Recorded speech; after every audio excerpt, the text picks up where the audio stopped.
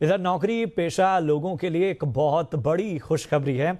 Supreme court ने pension को लेकर एक फैसला दिया है, जिसके बाद प्राइवेट कंपनियों में काम करने वालों की रिटायरमेंट की सारी टेंशन खत्म हो जाएगी और उनकी पेंशन कई गुना बढ़ जाएगी। देखिए ये खास रिपोर्ट।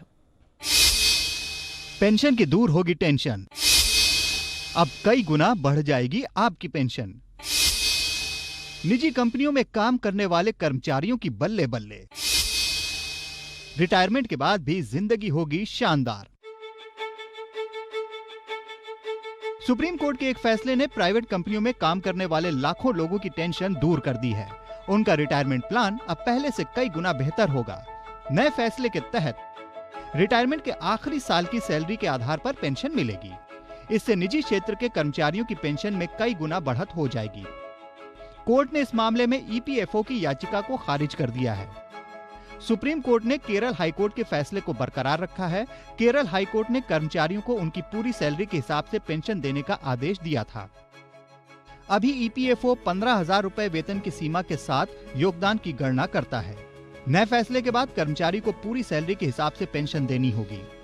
इसको इस तरह से समझते हैं, मान लिए कि आपने 33 साल काम किया, अंतिम सैलरी जो थी वो आपकी 50,000 रुपए प्रति महीना थी, तो नई पेंशन 25,000 रुपए होगी, जबकि पुरानी पेंशन आपको मिलती थी सिर्फ 5,180 रुपए।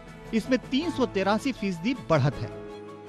और मान लीजिए कि आपने 30 साल काम किया, आपकी आखिरी सैलरी 50,000 रुपए थी, तो अब आपको जो नई पेंशन मिलेगी वो 22,587 रुपए होगी, जबकि पुरानी पेंशन सिर्फ 4,525 रुपए थी।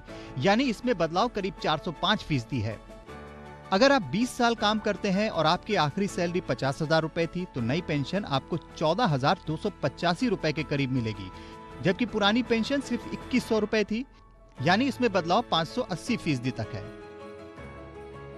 अगर मान लीजिए कि आपकी आखिरी सैलरी 1 लाख रुपए थी और आपने 33 साल काम किया है, तो नई पेंशन करीब 50,000 रुपए होगी, जबकि पुरानी पेंशन